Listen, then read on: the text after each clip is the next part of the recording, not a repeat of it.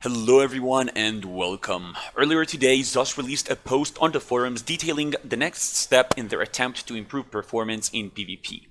This post contains a detailed explanation about how one of the big causes for the current intolerable performance is the frequent chain casting of AoE skills in PvP environments that they had not anticipated will become such a big problem at launch.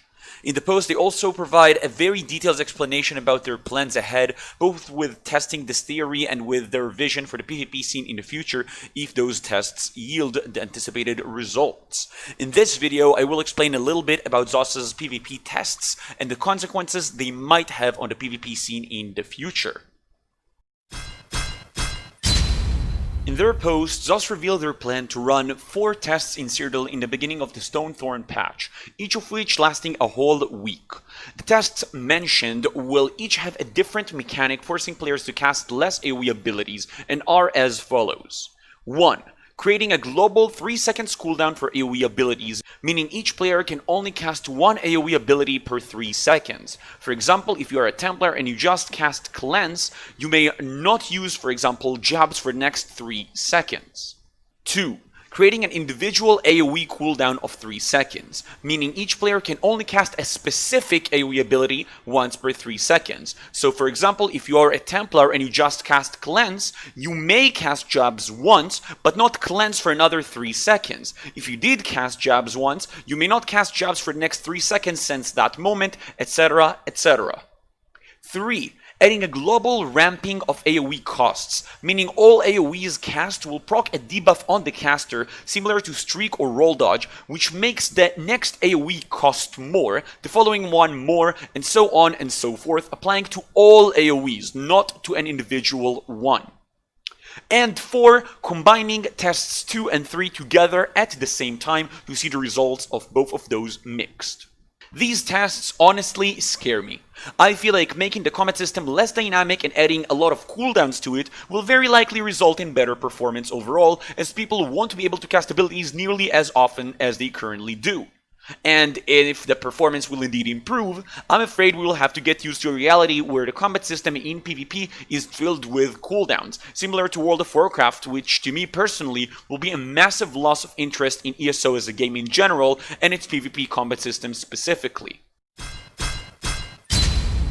When ZOS refer to Area of Effect abilities, or AoEs, they are not being overly specific with which abilities are included in the list of abilities that could get a cooldown, but I'm afraid this list might contain a lot more skills than people tend to think. Considering as the main reason for this whole concept is the problem caused by AoE calculations, I fear that every ability that has an area effect component in it will be added to this list, not just abilities players tend to consider AoE abilities. Take the skill Cauterize as an example. Activate an aura of flames which launches a fireball at yourself or an ally to cauterize their wounds every 5 seconds.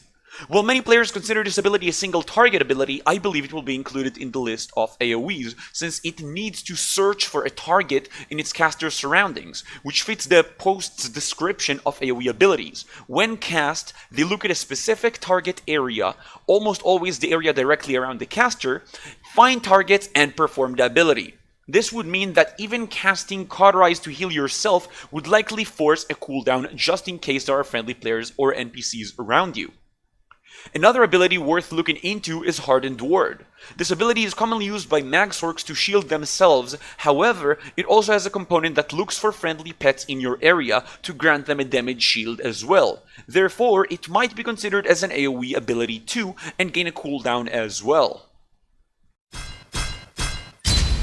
To express just how scary this possible change is, I will now go on and list a few abilities per class, only a few out of many, which might be included in the list of AoEs, meaning they might each get a cooldown of 3 seconds or all share a cooldown of 3 seconds.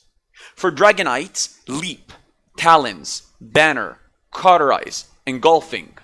For Sorcerer, Curse, Word, Matriarch, Fury, Streak. For Nightblades, Lotus Fan, Fear, Shade, Tether. For Templars, Jabs, Barrage, Breath of Life, Ritual. For Warden, Shulks, Arctic Blast, Permafrost, Growing Swarm. For For Necro, Blast Bones, Colossus, Boneyard, Harvest, Spirit Mender. And for the Stamboys, also Onslaught, Dawnbreaker, Quick Cloak, Bombard, and of course, Steel Tornado.